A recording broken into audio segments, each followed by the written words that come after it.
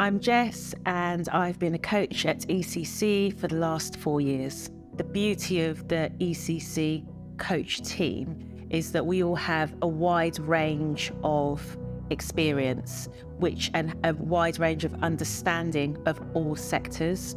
And so when you work with an ECC coach, you're getting that expertise and that knowledge from different sectors. And so you can almost cherry pick what you need for your particular sector. Being part of the ECC coach community is a real joy, actually.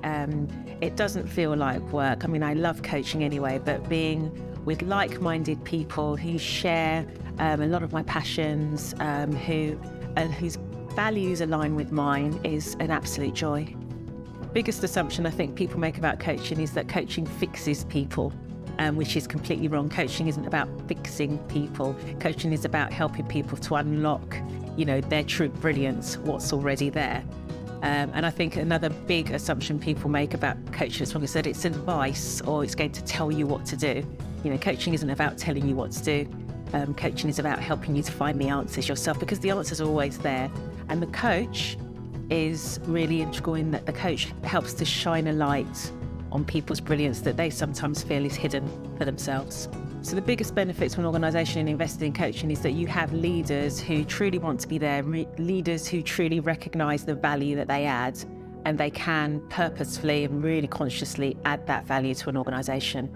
And also I think that when an organisation invests in coaching with their leaders, it shows their leaders that they believe in them because they're willing to make that investment in them. And I think that makes for a win-win all round. I think there are differences between coaching senior men and senior women in my experience. I think the biggest difference is vulnerability.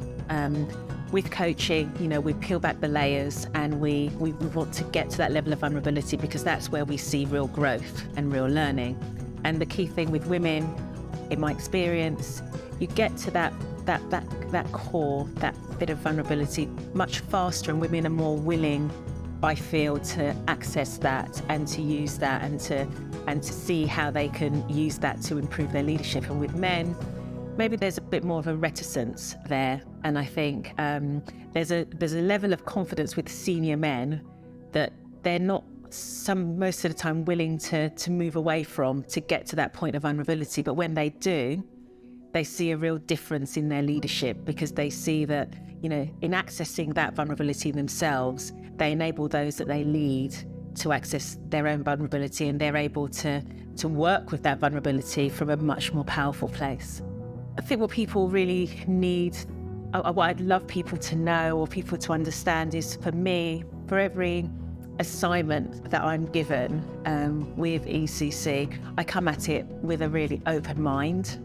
I think the beautiful thing is we get to choose what we do and don't work on. And so when you've chosen to work on something and you know that it's something that's come through ECC, you know that it's going to make a difference, you know that it's going to make impact. And for me, I love that.